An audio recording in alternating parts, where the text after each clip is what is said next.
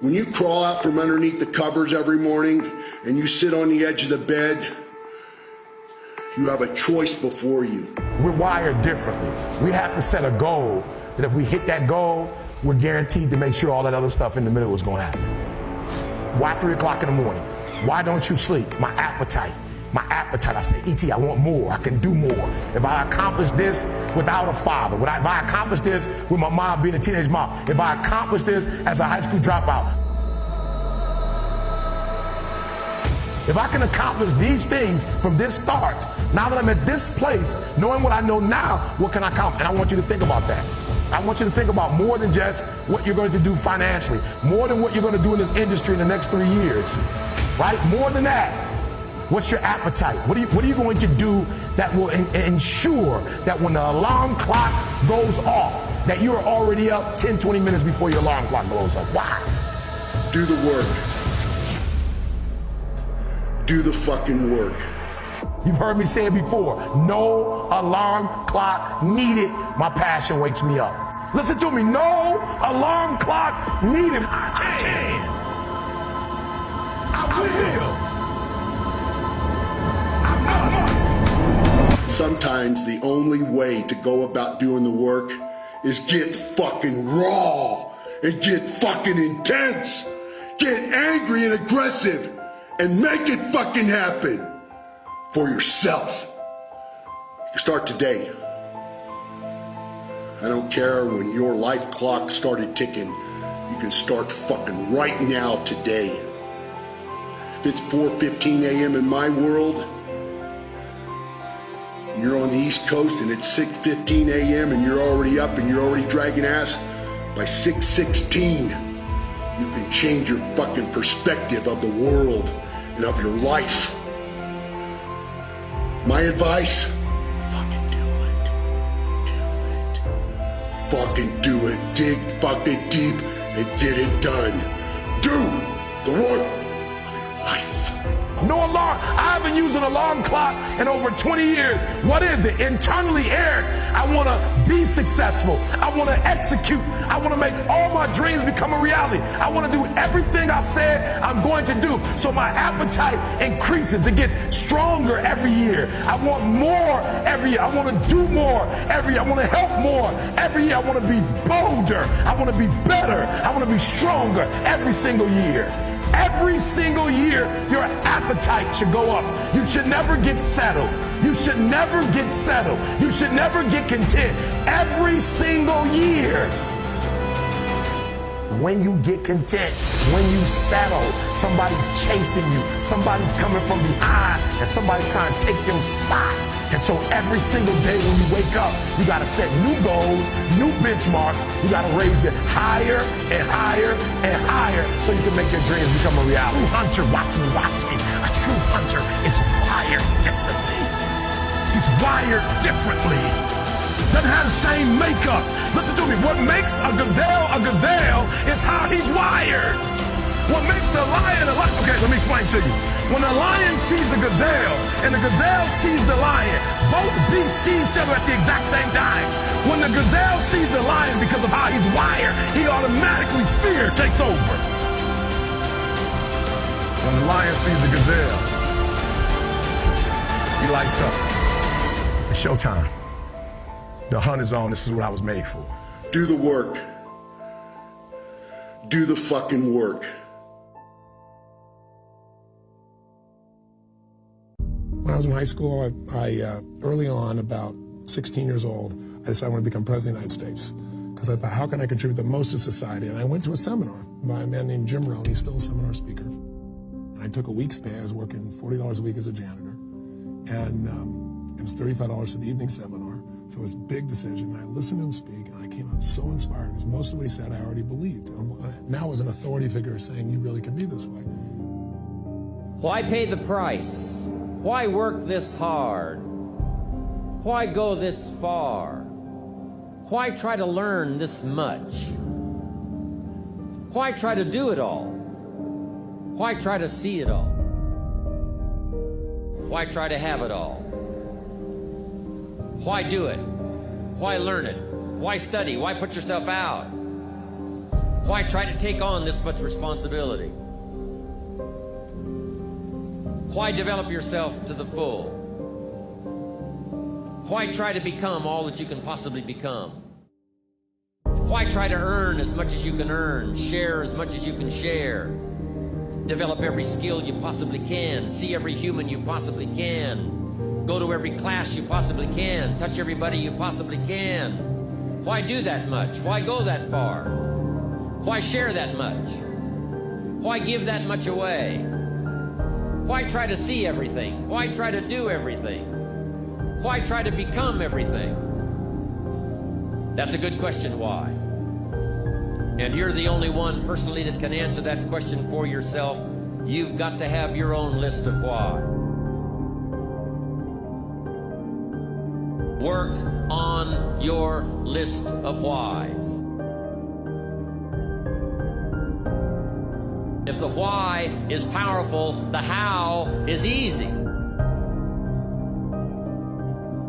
If you want a thing bad enough to go out and fight for it, to work day and night for it, to give up your time, your peace, and your sleep for it, if all that you dream and scheme is about it, and life seems useless and worthless without it, and if you gladly sweat for it and fret for it and plan for it, and lose all your terror of the opposition for it, and if you simply go after that thing that you want with all of your capacity, strength and sagacity, faith, hope, and confidence, and stern pertinacity, if neither cold, poverty, famish, or gulf, sickness or pain of body and brain can keep you away from the thing that you want, if dogged and grim you besiege and beset it, with the help of God, you'll get it. But if the why isn't strong, if your goals aren't powerful, if the vision isn't clear, the old prophet said, without a vision we die, without a vision we perish, without a dream we're nothing. And because he spoke, how people live their lives as a result of the story they believe about themselves, he interrupted the story that I believed about myself. Work on your list of why. Make no small plans, for they have no magic to stir men's blood. Make large plans, for they do have magic to stir men's blood. Impossible is not a fact, it's an opinion. It's your opinion. Then they'll say, no, science shows. And I say, yeah, and how many times has science showed something's impossible? Now science shows it's possible. Things are impossible till somebody does it. Divorce the story of your limitation and marry the truth of your unlimited capacity, then the whole game changes. Success is born out of luck. It's awareness of mind that takes advantage of that opportunity. You will all be confronted with opportunity. You must take advantage of it. Because if you don't take advantage of your opportunity, you'll never realize your dreams. Whether you want them or not is an irrelevance. You don't know that until you achieve it. But most people have strategies available, or they could get them, or you could create them. But the problem is you got a story. And your story is why it isn't working. And the story is, I've tried everything. If you tried everything, you'd be fit. If you tried everything, you'd be profitable. If you tried everything, you'd be there. But people say it. I was born onto a council estate. Getting a job at the Hotel St. George was my passport to escape the world that I was born into, to start a new world. Do I have what it takes? I said to myself, yes. So I started pushing and pushing and pushing and pushing. It's about self-belief at whatever cost.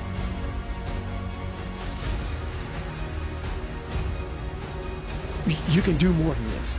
If I had to walk, I had to walk. It just became just a process of grinding and grinding, and grinding is not even a good word for it. It's not even a good word for it. And just going further and further. And then when I got through running, I go to the bike, I go to the pool. If I got tired somewhere, my legs are tired, I go to the gym. And I developed this crazy workout where I was doing volume. Things don't happen overnight. You have to make the emotional and the personal investment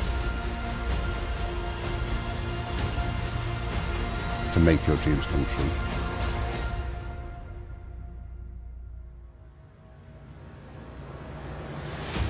You never throw in the towel. And if I threw in the towel, pick it up. Never give in. Never, ever, ever give in.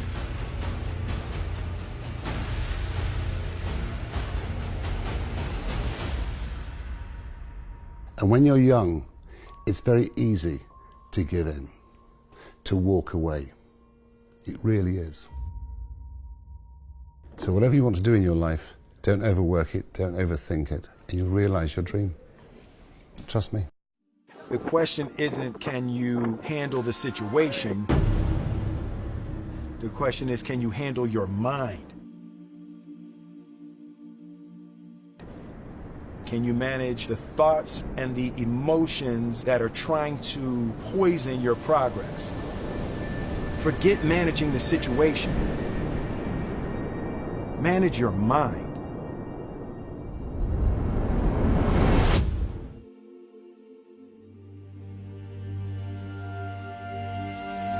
Don't matter whose fault it is that something is broken, if it's your responsibility to fix it. It's not somebody's fault if their father was an abusive alcoholic, but it's for damn sure their responsibility to figure out how they're going to deal with those traumas and try to make a life out of it.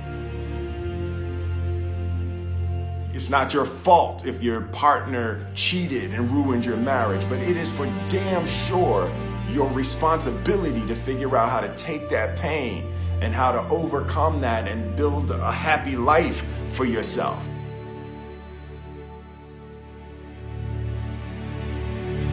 Fault and responsibility do not go together. It sucks, but they don't. When something is somebody's fault, we want them to suffer. We want them punished. We want them to pay. We want it to be their responsibility to fix it, but that's not how it works, especially when it's your heart. Your heart, your life, your happiness is your responsibility and your responsibility alone. Fear is not real.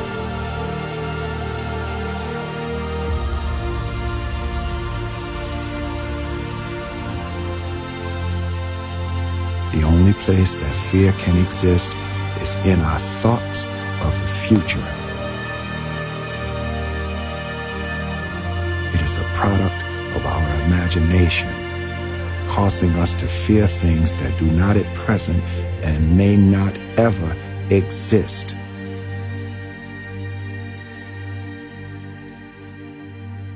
As long as we're pointing the finger and stuck in whose fault something is, we're jammed and trapped into victim mode. When you're in victim mode, you are stuck in suffering. The road to power is in taking responsibility.